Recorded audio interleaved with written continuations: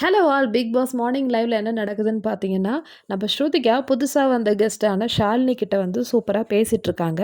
நேத்தெல்லாம் வந்து ஸ்ருதிகா மார்னிங் பார்த்தீங்கன்னா, ரொம்பவே கஷ்டமா இருந்தது. ஏன்னா ஜிம் கூட நெறைய டைம் ஸ்பெண்ட் பண்ணுவாங்க. ஸோ அதுலேருந்து அவங்களுக்கு ரிலீவ் ஆவல. ஸோ நேத்து மார்னிங் சாப்பிடாம ஒரு மாரி பெட்லயே படுத்துனே இருந்தாங்க. இன்னைக்கு பார்த்தீங்கன்னா, நம்ம ஸ்ருதிகா வந்து பழைய ஸ்ருதிகாவா மாறிட்டாங்கன்னு சொல்லலாம். ஸோ ஷாலினியோட மேனேஜர் தான் வந்து அதாவது அசிஸ்டன்ட்டா தானே இருக்கணும் ஸ்ருதிகா. அதுதான் சொல்லியிருக்காங்க பிக் பாஸ்.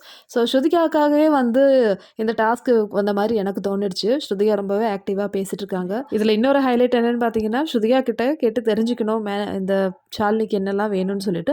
ஸோ இங்க வந்து டிசைட் பண்ணி சொல்லுவாங்க. என்ன நீங்க பண்ணணும்னு சொல்லிட்டு. ஸோ இப்போ வந்து ஒரு கமாண்டிங் பொசிஷன்ல இருக்காங்க. நீங்க இது பண்ணுங்க. அது வேணும், இது வேணும்னு சொல்லிட்டு சொல்றாங்க. ஸோ எல்லாரும் கண்டிப்பா அத ஒத்துக்கிட்டு தான் ஆவணும். வேற வழி இல்ல. பிக் பாஸ் குடுத்த டாஸ்க் ஆயிடுச்சே. ஸ்ருதிகா ஷாலினி கிட்ட கேட்குறாங்க, "எப்படி இருக்கு? வெளிய எங்களோட ஷோ எப்படி இருக்கு?" அப்படின்னு சொல்லும்போது, எல்லாரும் டிஃப்ரெண்ட்டா இருக்கீங்க. ஒவ்வொருத்தரும் ஒவ்வொரு மாரி இருக்கீங்கன்னு சொல்லிட்டு ஷாலினி சொல்றாங்க.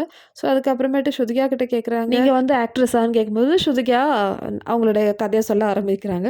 ஸோ நான் வந்து ஆக்ட்ரஸ் தான். ஒரு 10, 12 வருஷம் முன்னாடி நடிச்சது.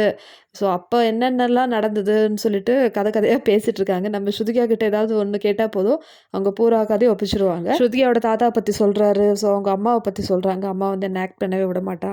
நான் அடம் பிடிச்சு அப்புறம் போனேன் அப்படிலாம் சொல்லிட்டு நெறைய விஷயங்கள் வந்து பர்சனலா பேசிட்டு இருக்காங்க. ஸோ பார்க்கறதுக்கு ரொம்ப மகிழ்ச்சியா இருக்கு.